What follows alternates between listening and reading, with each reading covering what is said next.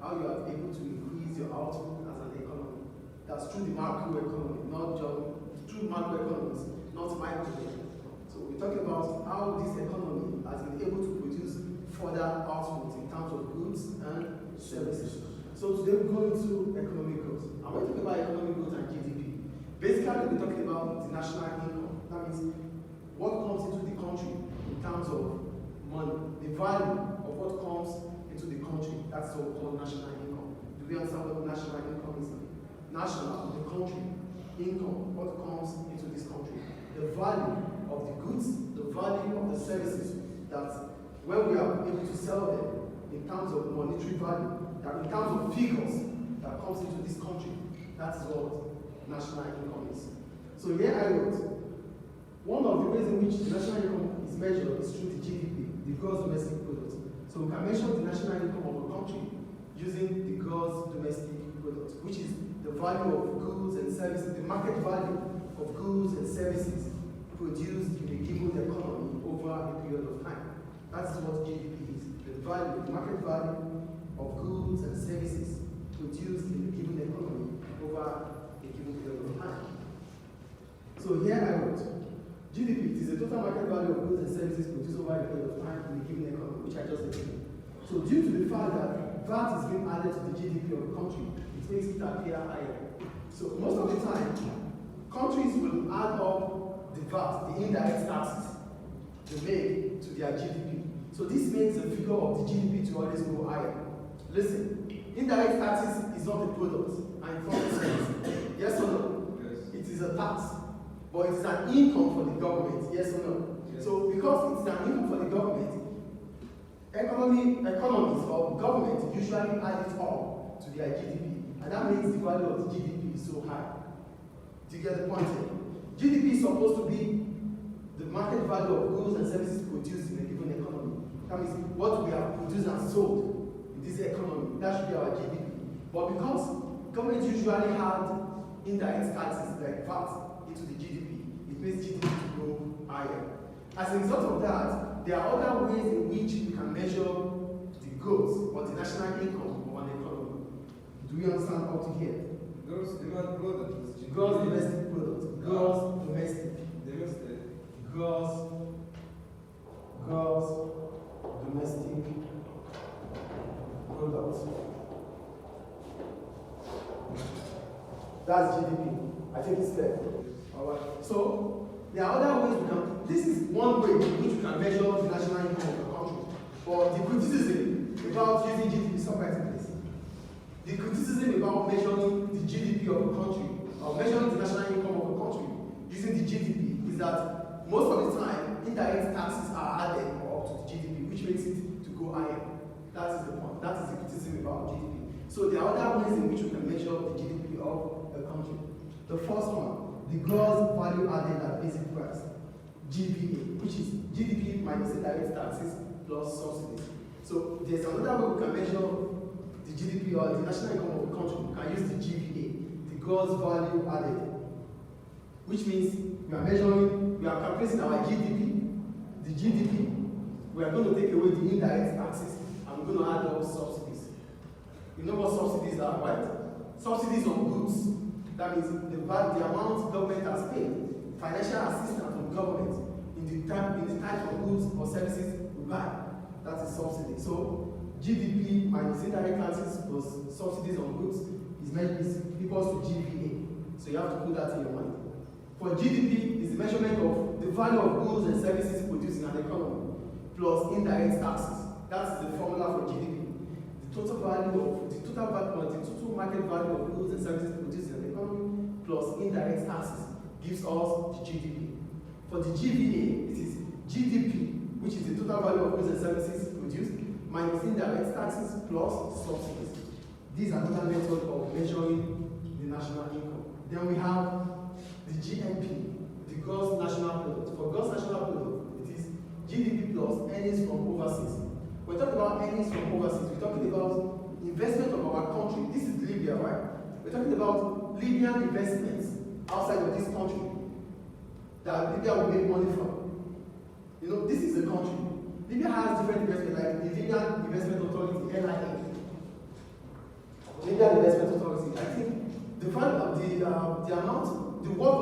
GIA now is more than $30 million, or is it $30 billion or something? I don't have the figure, but it's Libyan Investment Authority. So this takes care of Libyan investments abroad. Please take note of what I'm saying here. The LIA takes care of Libyan investments abroad. So whatever they make in terms of different investments abroad will be calculated with the GNP. That's what we call it, gross national product. So gross national product is what? GDP. That's the total value of goods and services produced in this country, plus our investment, the income we make from investments abroad. That's how we get our GNP. Do you understand GNP formula now? Please take note of this formula. We have GDP, which is the total market value of goods and services produced, plus indirect taxes.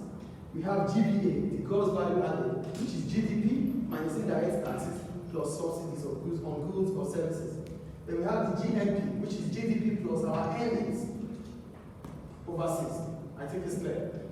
Is it clear, please? And the last one, the third one, the GNI, gross national income, which is GDP plus net overseas interest plus dividends. We have the GNI. For GNI, the gross national income, it is GDP plus net overseas interest plus dividends. So I have to explain net overseas interest. When we talk about net overseas interest, we're talking about probably we are giving some countries money abroad. We've given some countries, we've borrowed some countries money.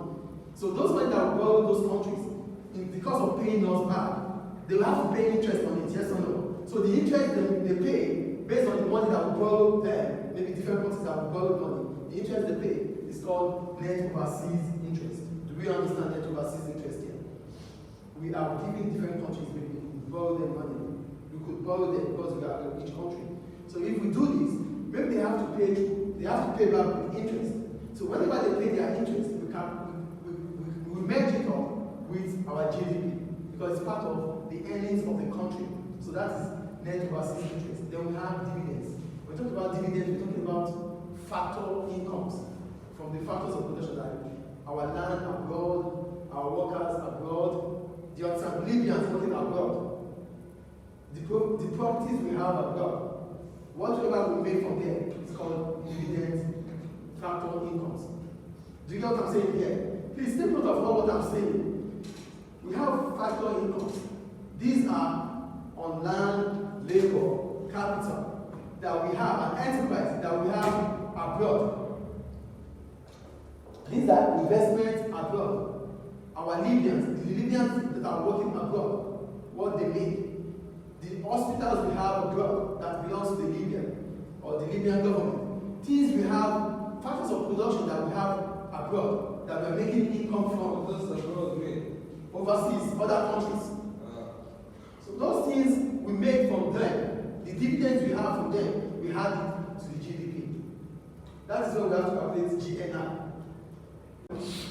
We can measure the national income to the GNP, gross national product. We can measure the national income to the GDP, gross domestic product. We can measure the national income to the gross value added, which is GVA.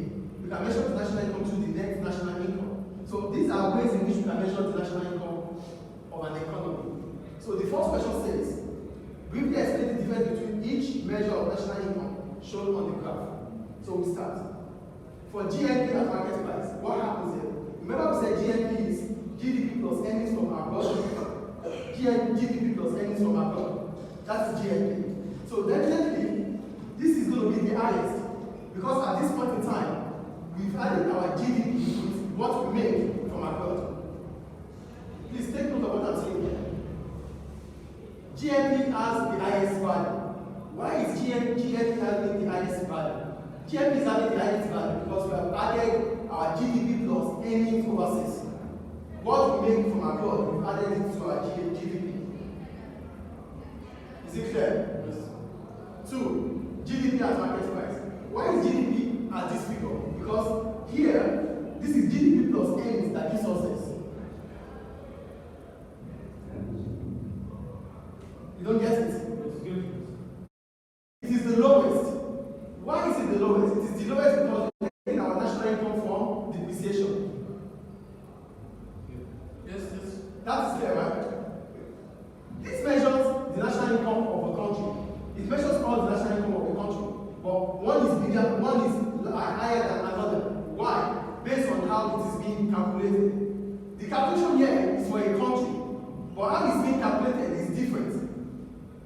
Here, we're calculating our net national income, which is national income minus depreciation. That's why we're having the lowest value here. The next one is the gross value added at basic price. GVA is what?